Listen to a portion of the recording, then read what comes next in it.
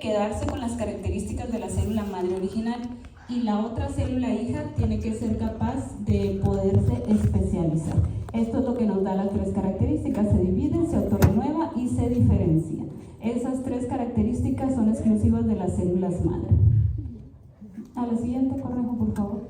Otra de los conceptos que yo veía que tenían un poco confusos los médicos que ya están en la práctica clínica, les comento, es la diferencia entre una célula madre y una célula progenitora. La célula madre, como les comentaba, posee estas tres características: se divide, se autorrenueva y se diferencia. Sin embargo, la célula progenitora tiene una capacidad muy escasa de autorrenovación y normalmente ya está condicionada a un linaje celular. El ejemplo más claro lo tenemos en el de la hematopoiesis, que es en la siguiente diapositiva, donde nosotros tenemos a nuestra célula madre hematopoyética. Esta célula madre da origen a todos los componentes celulares que están circulando en el torrente sanguíneo. Y tenemos también la parte de las células progenitoras. Si por alguna razón nuestra célula madre desapareciera, nosotros dejaríamos de tener, en este caso, por ejemplo, eritrocitos, plaquetas. Sin embargo, si nuestra célula progenitora, en este caso la mieloide, desapareciera, nosotros seguiríamos teniendo estos componentes. ¿Por qué? Porque tenemos una célula madre que se autorrenueva, da origen a la célula progenitora y posteriormente a la célula especializada, que son estas. Entonces, esta es una de las grandes diferencias. La célula progenitora está condicionada a un linaje celular y posee escasa, la propiedad de autorrenovación es muy escasa. Bueno, siguiendo con el tema de las células madre, otra de las cuestiones es que en el campo de la medicina regenerativa se trabaja con unas células madre muy específicas, que son las células madre mesenquimales. Y como es de la única célula que se habla, muchas veces los médicos caen en el error de pensar que son las únicas células madre que existen. Sin embargo, no es así. La mayoría de todos los tejidos posee células residentes, células madre residentes, que obviamente están ahí para reparar el daño que está sufriendo sus tejidos constantemente. Y eso ocurre de manera natural. Nosotros cuando nacemos con un stock de células madre, que ese stock obviamente va disminuyendo con el paso de la edad. Por eso, conforme vamos envejeciendo, pues nos enfermamos más. ¿Cuáles creen ustedes que son los órganos que más daño sufren durante nuestra vida? Hoy, la piel. La piel es uno de los órganos que más daño recibe, y otro de las áreas que más daño recibe es nuestro intestino. ¿Por qué? Por lo que comemos. Entonces, por ejemplo, en el caso de la piel, nosotros tenemos células residentes. Tenemos células madre que están renovando la epidermis, células madre que están renovando la dermis, células madres de la glándula sebácea, del folículo piloso. Y en el caso del intestino también nosotros tenemos una reserva de células madre que constantemente están renovando el epitelio intestinal. Y como ustedes pueden ver, algunas células madres son capaces de dar origen a más de una célula especializada. Sin embargo, hay otras que ya están condicionadas a un linaje, como en el caso de la piel. A esta capacidad de poderse diferenciar en más de un linaje celular se le conoce como potencia. Así es como se clasifican las células madre, con base en su potencia. Entonces tenemos las células madre que son totipotentes, pluripotentes, multipotentes y unipotentes. Por ejemplo, en el caso de la célula madre hematopoyética, ¿cuál creen que sea su potencia? En el caso de la célula madre hematopoyética. Es multipotente. Bueno, no les había dado la definición, pero las vamos a ir viendo de cada una de ellas. Si quieres darle a la siguiente, Cornejo. Vamos a hablar de cada una de las potencias de esta célula. La célula potipotente se define como aquella célula que es capaz de dar origen a un organismo completo vivo, es decir, un ser humano. Y algunas definiciones agregan que este organismo tiene que ser fértil, es decir, no solamente tiene que estar vivo, sino que tiene que ser capaz de poder dar origen a más descendencia. Y estas células totipotentes son aquellas que están en el primer par de divisiones después de la fertilización.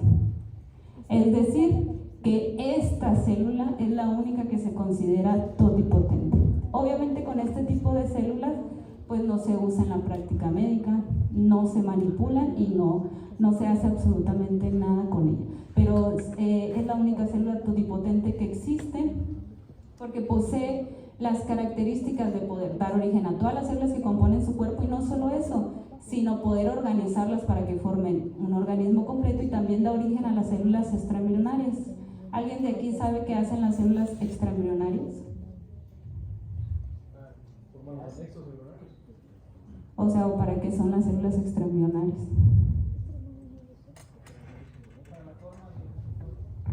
Por ejemplo, las células extraembrionarias dan origen a la placenta, por ejemplo. Entonces, estas células son las únicas que pueden dar origen a eso, ninguna otra célula. Dale a la siguiente, Cornejo. Siguiendo con esta división del embrión, hay unas células que sí se han manipulado en los laboratorios y se conocen, o lo que ustedes pueden a lo mejor escuchar más adelante, son células madre embrionarias, y se refiere a la masa celular interna del blastocisto. Ok, estas células, dale a la siguiente, Cornejo, estas células madre embrionarias se consideran pluripotentes, junto con las células madre pluripotentes inducidas, que más adelante voy a hablar de ellas. Estas dos células son las únicas que pueden dar origen a cualquier célula de nuestro cuerpo. A las células de las tres capas embrionarias y a las células de la línea germinal, pero a diferencia de las totipotentes, pues no tienen las señales para poder organizar estas células de tal manera que formen un organismo, y tampoco, como les comento, pues no tienen la capacidad de formar la placenta. Son las únicas dos células. La siguiente, Cornejo, por favor. Las células madre embrionarias fueron descritas por primera vez en 1981 por Kaufman y Martin Evans en la Universidad de Cambridge y Gary Martin en los Estados Unidos. Ellos publicaron que a partir de embriones de ratón pudieron establecer estas líneas celulares que posteriormente pudieron manipular. Para 1984 ya se habían generado estas líneas de embriones de ratón. Fue Gale quien acuñó el término de células madre embrionarias. Aquí les puse una fotografía. Esta es una microscopía confocal. Aquí pueden ver fluorescencia, y donde se puede observar la división asimétrica de la célula madre, donde tenemos a una célula hija que retiene las características de la célula madre original, y la segunda célula hija que es capaz de especializarse. Fíjense que las células embrionarias se describieron desde 1981. Más de 20 años después llega Yamanaka y su colaborador y publican en una revista muy prestigiosa, en Cell, este artículo, donde ellos, a partir de una célula adulta de ratón, lograron inducir pluripotencia. Es decir, lograron hacer que esa célula se comportara como una célula madre embrionaria, porque hasta ese momento la única célula madre pluripotente que se conocía pues era la masa interna del blastocisto. Entonces, hasta ese momento no se sabía que una célula adulta ya diferenciada podría ser capaz de volverse una célula madre. Obviamente en 2012 le valió el Premio Nobel de Medicina junto con John Gordon. Pero ¿por qué con John Gordon le dieron el Premio Nobel? Aquí voy a recapitular un poco. En 1962 él ya había demostrado que una célula especializada o una célula ya diferenciada poseía en su núcleo la capacidad de formar a un ser completo. Si ustedes se fijan, se obtuvo una célula del renacuajo y se le eliminó el núcleo a un ovocito, y el núcleo de la célula del renacuajo se le transfirió al ovocito, y a partir de ahí pudieron generar renacuajos y hasta una rana adulta. Entonces, con esto demostró que el núcleo posee todas las células o todas las señales para poder dar un ser vivo completo. Pero esto fue en 1962. Como les comento, 40 años después, en 2006, llega Yamanaka, pero este es un experimento totalmente diferente, porque ellos aíslan fibroblastos de la piel del ratón, o sea, células adultas, y donde a través de una transducción él inocula ciertos factores de transcripción que después se conocieron como los factores de Yamanaka, que son estos 4. Esto impresionó mucho a la comunidad científica porque nadie se imaginaba que con solo 4 factores de transcripción se podría hacer que una célula especializada se comportara como una célula madre embrionaria, pero obviamente Yamanaka estuvo mucho tiempo experimentando con más factores, porque hay muchos más, y él dio con esta combinación de 4 factores, que de hecho se les conoce como factores de Yamanaka. Entonces lo que él hizo, tradujo esta célula, expresaron esos factores de transcripción y esta célula se empezó a comportar como una célula madre. Aquí tenemos otra microscopía confocal, donde podemos ver un cultivo de estas células madre pluripotentes inducidas. Se llaman inducidas porque tú las tienes que manipular en el laboratorio para que puedan inducir esta pluripotencia. Obviamente estos descubrimientos cambiaron totalmente el paradigma. Dale para atrás,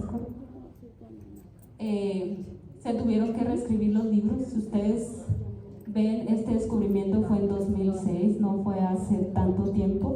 Entonces, esto nos dio el entendimiento de que una célula madura no tiene por qué estar confinada a su fenotipo, sino que este fenotipo es reversible con los factores de Yamanaka, y obviamente esto abrió nuevas líneas de investigación en el campo de la medicina regenerativa. Entonces, otra vez, muchachos, las únicas 2 células pluripotentes son las células madre embrionarias y las que se indujeron en 2006, que obviamente esto todavía sigue en investigación, pero le valió un premio Nobel a Yamanaka. Aquí vamos a ver algunas de las ventajas. Esta es la máxima potencia que vamos a encontrar en células que podemos manipular, ya que forman cualquier célula del cuerpo, pero pues también tiene sus desventajas. Pues hay riesgo de desarrollar teratomas. Estas células, cuando son implantadas en vivo, pues forman tumores, y pues las preocupaciones éticas, porque obviamente al manipular la masa interna del blastocito pues se destruye por completo el embrión. En el caso de las células madre pluripotentes inducidas, pues carecen de las preocupaciones éticas y tienen el mismo potencial que las células madre embrionarias. Todavía está en investigación la parte de su uso a nivel clínico, porque se ha demostrado que estas pues células también inducen tumores. Tienen mucha inestabilidad genómica, carcinogenicidad y rechazo inmunológico, porque recuerden que vienen a partir de una célula adulta. Y como les comentaba, se ha publicado que pueden formar teratomas incluso más rápido que las células madre embrionarias. Entonces estas todavía están en desarrollo y solamente a nivel laboratorio, esto no se ha hecho nada todavía en humanos. Y ahora sí llegamos, muchachos, a la parte de las células multipotentes. Recuerden que venimos con la clasificación de las células, las que son totipotentes, pluripotentes, y ahora sí las multipotentes. Que las multipotentes se definen como aquellas células que tienen la capacidad de convertirse en múltiples tipos de células especializadas. No en todas como las pluripotentes, pero sí en una gama definida de células especializadas. Y estas células multipotentes son las que se utilizan en medicina regenerativa. Tal vez en algún futuro a ustedes les llegue a interesar, y es a la parte que nos dedicamos, tanto el doctor Cornejo como yo, en lo de aplicación de células madre con fines terapéuticos. ¿Y de dónde podemos obtener estas células madre mesenquimales, que son multipotentes? Pues pueden ser de 2 fuentes. Pueden ser células madre perinatales, es decir, de tejidos fetales, o de tejido adulto. Podemos obtenerlas de placenta, de cordón umbilical, de sangre del cordón umbilical, incluso del líquido amniótico. Y de los tejidos adultos, pues podemos obtenerlas de la médula ósea, de la pulpa dental y del tejido adiposo. Cada uno obviamente tiene sus ventajas. En el caso de las células madre perinatales, se adquieren de una forma no invasiva, no tiene preocupaciones éticas, son de las que poseen las tasas más altas de proliferación y son las que se comercializan a nivel para los médicos, así se las venden en los laboratorios. Pueden ser de placenta, las más comunes son de placenta y de cordón umbilical. Nosotros en nuestro caso utilizamos células madre de placenta. tienen un alto potencial de diferenciación, son de mayor expansión, tienen varias ventajas. A la siguiente, por favor. ¿Cuáles son las desventajas de estas células? Lo que más preocupa a nivel ya de aplicación de estas células es obviamente la seguridad, porque estas células te las da un laboratorio, pero al ser un tejido que viene de una persona, obviamente hay riesgo de que esté infectado, que esté contaminado, entonces sí se tienen que tener muchos controles para que no haya una transmisión de ningún tipo de enfermedad. La transformación tumorigénica y los cambios que ocurren cuando nosotros manipulamos estas células en el laboratorio aún están en estudio, no se han establecido del todo. Otra de las cosas es que los laboratorios no están muy bien regulados, entonces a ustedes les toca confiar en lo que se les esté vendiendo y posteriormente ustedes lo tengan que aplicar. Entonces aquí sí es muy importante conocer al laboratorio que está produciendo estas células, porque al final la calidad de estas células son las que nos van a dar el efecto que nosotros queremos ver en nuestros pacientes. Y pues las células madre que podemos obtener de tejido adulto, por ejemplo, nosotros también utilizamos células madre tanto de médula ósea, que eso lo utilizan mucho los ortopedistas. Es una de las áreas que más se ha comprobado que tienen efecto las células madre mesenquimales. Hay muchos estudios publicados. En el caso, los ortopedistas fueron los primeros que empezaron a utilizar de la médula ósea. La pulpa dental también se utiliza y nosotros, por ejemplo, utilizamos tejido adiposo. Estas son algunas de las ventajas, por ejemplo, de la médula ósea. Tienen un alto potencial osteogénico y condrogénico, aparte que hay múltiples estudios que confirman su eficacia. En el caso de la pulpa dental, estas son las que tienen una mayor tasa de proliferación, y en el caso del tejido adiposo produce muchísimas más células, es menos invasivo que extraerte médula ósea y tiene también una alta tasa de comparación, una alta tasa de proliferación en comparación con las de médula ósea. Así es como nosotros definiríamos la tasa de proliferación. Las que proliferan más son las de pulpa dental, después las de tejido adiposo y después las de médula ósea.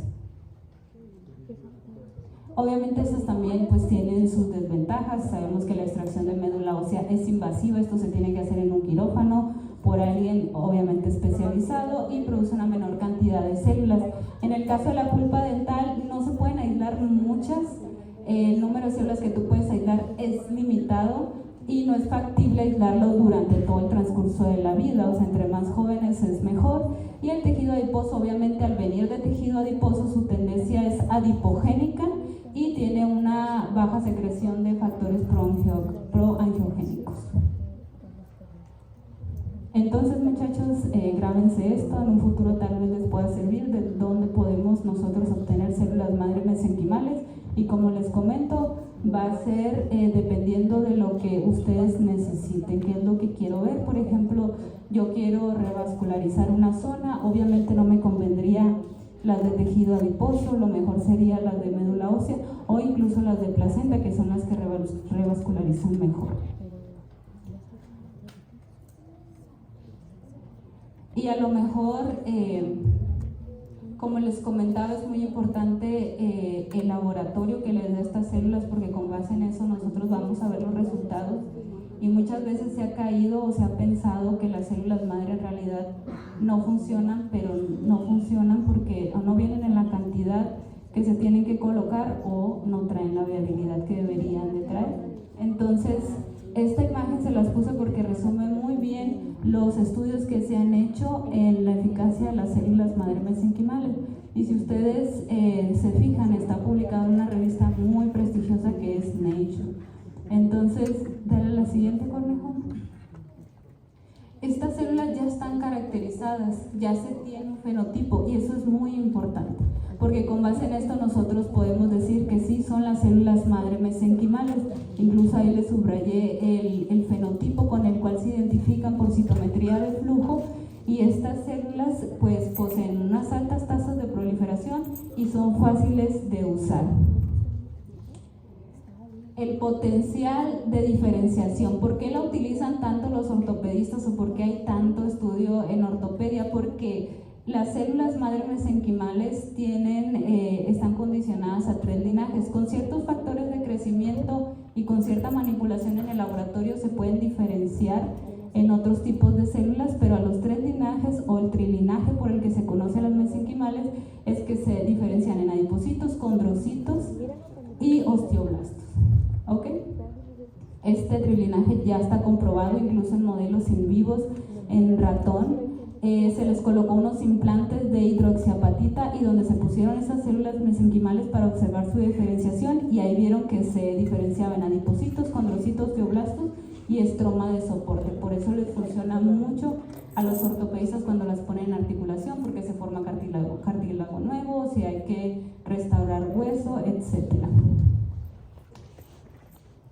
Otra de los estudios también que se ha hecho, el anterior era en vivo, el que sigue son sus estudios in vitro. Si quieres darle la siguiente. La capacidad que a lo mejor muchos les van a mencionar si empiezan a ir a congresos es su capacidad inmunorreguladora. Esto se ha probado in vitro y se ha visto que las células madre mesenquimales son capaces de secretar ciertos factores que en cultivo inhiben ciertas respuestas de las células del sistema inmunológico, que esto pues lo hemos querido nosotros extrapolar a lo que pasaría en el humano, pero les recuerdo que esto solamente se ha probado in vitro, e in vitro las células madre mesenquimales sí poseen un alto potencial inmunomodulador. Esto se los pongo porque a la hora de nosotros trabajar con células, lo más importante es la calidad del cultivo celular. Y ya hay una organización, tal vez luego la conozcan, es la ISCT, que es la Sociedad Internacional de Terapia Celular y Genética, que estableció que las células madre mesenquimales tienen que poseer al menos 3 características para considerarse células madre mesenquimales. Y esto es para que ustedes no les vendan una cosa que no son células madre. La primera es que tienen que ser células adherentes al plástico en cultivo. El plástico se refiere a las cajas que se utilizan en el laboratorio para cultivar las células. La otra es que tiene que expresar o tener el fenotipo ya establecido, que es el que vimos anteriormente. Y la tercera es que debe poseer el trilinaje. Esa es una de las características más importantes y esto nos habla de la calidad del cultivo. Nosotros tenemos que aplicar células madre indiferenciadas, pero que retengan la capacidad de poderse, bajo ciertas condiciones, diferenciarse tanto en condrocitos, osteoblastos y adipocitos. Esa es una de las principales características. Aquí les pongo una imagen de cómo se ven las células en cultivo. Son células, si ustedes se fijan, fusiformes, que están adheridas a la base del plástico. Dale la siguiente. Y aquí les puse un ejemplo de la diferencia en el cultivo. Obviamente esto no lo controlan ustedes, esto lo controla el laboratorio que les va a vender las células. Por eso es bien importante que ustedes conozcan esto, para que el día de mañana, si van a trabajar con ellas, sepan lo que están aplicando y cómo se deberían de ver. Ahora, ¿qué diferencias ven entre estas dos imágenes?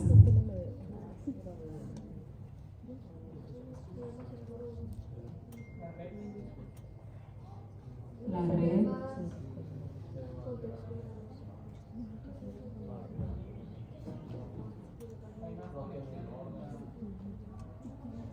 Están como que más en contacto las células, a eso se le llama confluencia.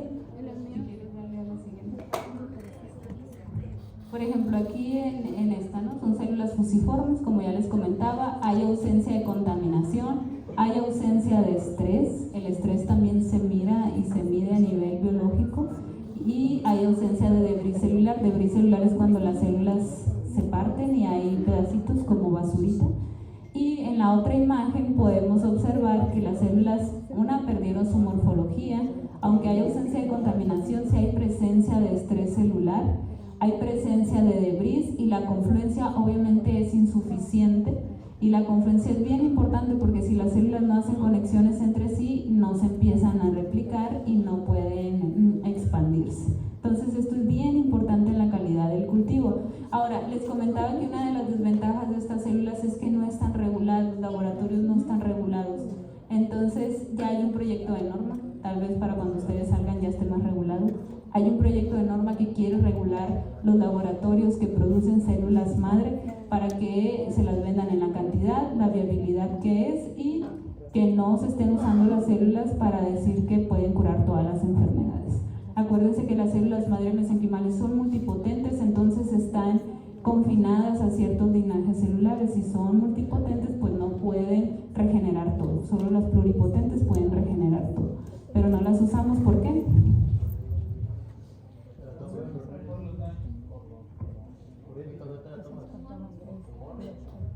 Porque son muy inestables y forman tumores. Bueno, esto nomás es un resumen de que esta norma va a ser con el fin de evitar publicidad engañosa, que no se ofrezca la cura para todas las enfermedades, es garantizar la calidad y aseguración en cuanto a la obtención, evaluación, procesamiento, almacenamiento y disposición de células. Y esto es bien importante para ustedes, muchachos, grábenselo, porque si en un futuro lo utilizan y ustedes dicen, no, pues es que a mí no me importa, tú dame las células de ese laboratorio, no. La regulación sanciona a la persona que aplica el producto. Si yo te vendo las células contaminadas y tú las aplicas al paciente y el paciente se complica, el que lleva la carga legal es el médico, porque el médico tiene la responsabilidad de hacerse responsable de lo que aplicó. Entonces el laboratorio queda excluido y el culpable es el médico. Entonces por eso es bien importante que ustedes conozcan todos estos conceptos. Entonces, en resumen, la calidad del cultivo es bien importante. Esto es lo que les va a dar a ustedes los resultados. Es más importante la calidad que la cantidad. A mí no me sirve tener 100 millones de células con una viabilidad del 70%, es mejor tener 10 millones con una viabilidad arriba del 90%. Como aquí les ponía el ejemplo, tendrá un mayor efecto terapéutico 100 millones de células de alta calidad que 100 millones de baja calidad, y la calidad de las células se mide por ¿cuál es la característica más importante que les mencioné de las tres que estableció la ISCT? El trilina. La capacidad de poderse diferenciar en estas células, porque eso es lo que la hace célula madre mesenquimal. Y cuando ustedes aplican esa célula madre mesenquimal, no crean que ya está diferenciada, tiene que ser una célula indiferenciada, es decir, inmadura.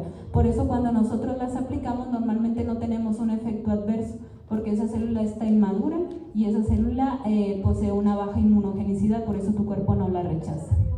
Entonces es la capacidad de retener la multipotencia y obviamente la viabilidad celular. Aquí les puse algunas de las fotografías de las células que nosotros trabajamos en el laboratorio.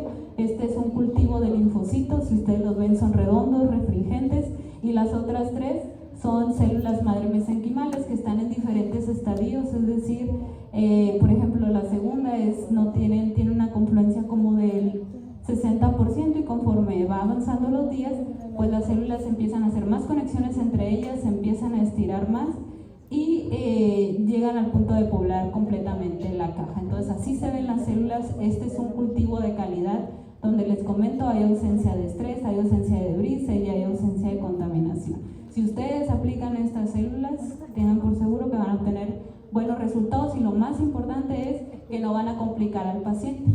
Es más, si la idea es ayudarlo, es no causarle un mayor daño. Entonces, bueno, por mi parte es todo. No sé si tengan alguna pregunta. ¿Alguna pregunta?